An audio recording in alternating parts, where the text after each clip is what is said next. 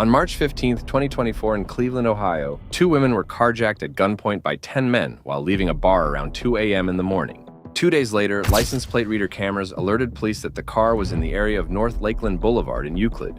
After a Euclid officer spotted and confirmed that the car was stolen, he tried to make contact with the driver, but that quickly turned into a pursuit.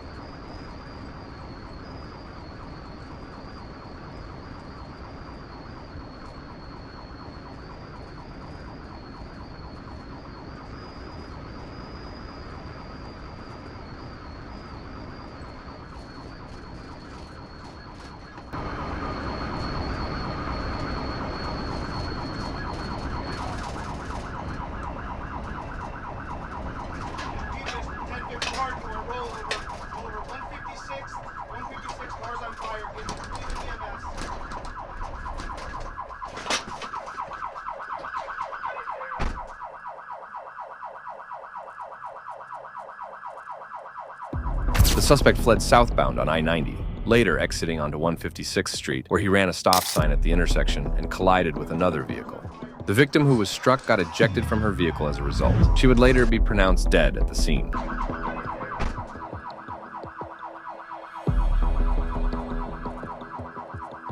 The 2 teenagers who exited the stolen SUV and fled on foot were arrested and taken into custody.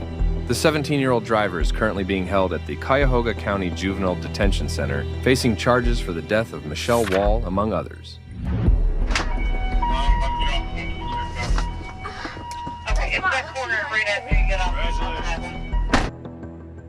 Around 10:40 p.m. on March 22, 2023, in Independence, Missouri, an Independence police officer spotted a suspected stolen vehicle near Santa Fe Road. The driver allegedly tried to flee after noticing the police presence in the area, prompting a pursuit. With me.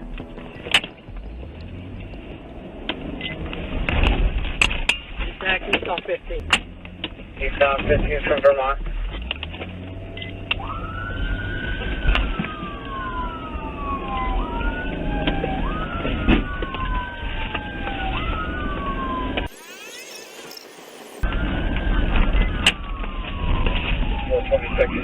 Coming up to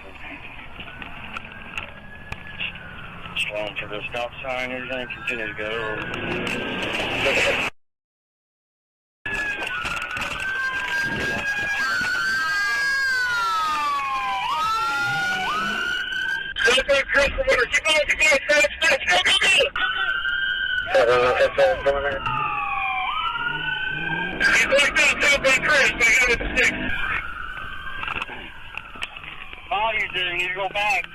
After hitting the stop stick, the suspect struck and killed a motorcyclist and his passenger on Winter Road, but continued to drive.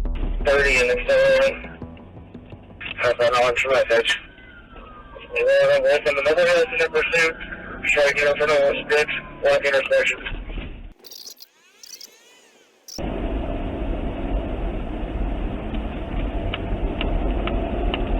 Left with a tire, lower knowing, southbound 66.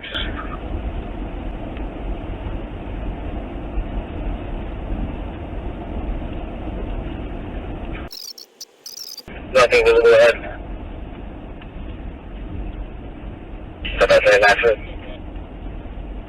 Alright, got a spark sniffing vehicle. Looks like it might be going eastbound on 70 in the westbound lane, approaching the westbound off ramp. The westbound off 70. Someone go eastbound looking on I-70. After losing a tire, the suspect used the off-ramp to drive against oncoming traffic on I-70. Due to the danger to motorists on the freeway, the officers altered their course and continued the pursuit in the right lanes of I-70. 27 to 20. Get up, we can't get up on 291. 24 Jam train. He's on the shoulder, trying to keep the yielding.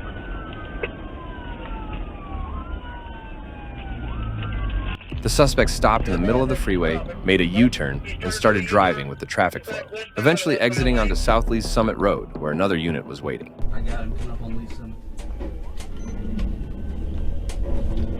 He's gonna be south.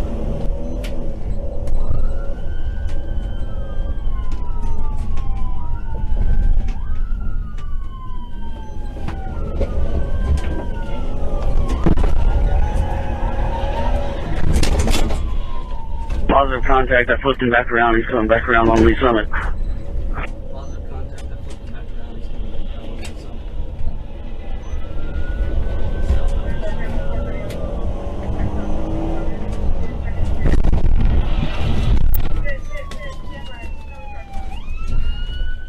contact, I flipped him back around, he's coming back around on Lee's Summit.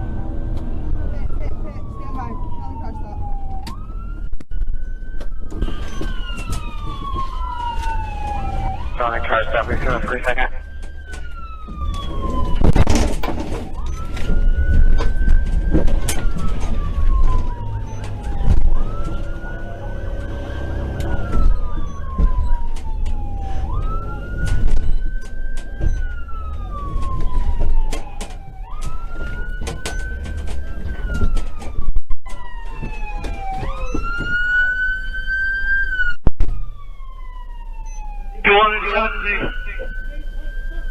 C1 in custody. The suspect, later identified as 27-year-old Melvin T. Brown, suffered 2 broken arms and was transported to the hospital. In March of 2024, Brown pleaded guilty and received a 20-year sentence for 2 counts of first-degree involuntary manslaughter for the deaths of Jake Jackson Montier and Jessica Marie Fields, the 2 victims he crashed into during the pursuit. He also received 4 years for resisting arrest, 3 years for leaving the scene of an accident resulting in death, and 3 years for tampering with a motor vehicle. On September 15, 2015, a Little Rock PD officer ran the tags on a Nissan Maxima and discovered it had been reported stolen. The officer follows the vehicle for about 2 minutes and then tries to initiate a traffic stop. The driver initially pulls into an empty parking lot, but then changes his mind.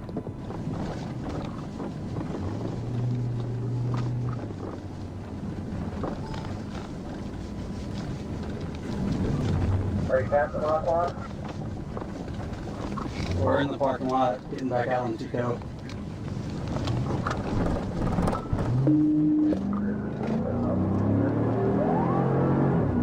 And we're outside.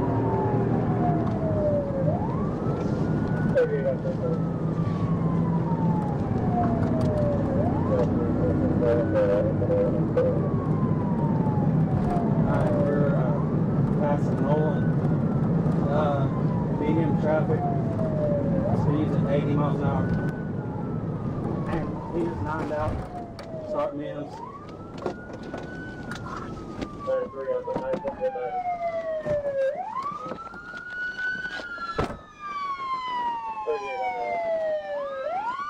You better stop, you better!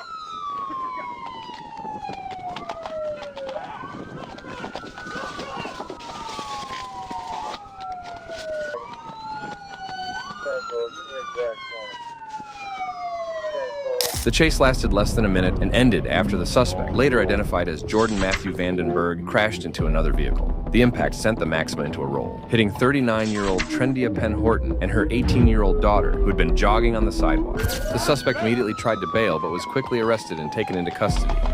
During his interrogation, Vandenberg said he initially intended to stop, but his girlfriend/passenger told him to flee. In 2017, he pleaded guilty to first-degree murder of Trendia Penn Horton and was sentenced to 30 years in prison. He will be eligible for parole in 2038.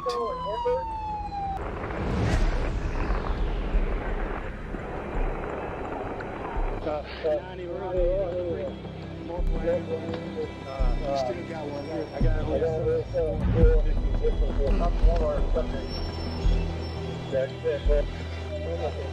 it.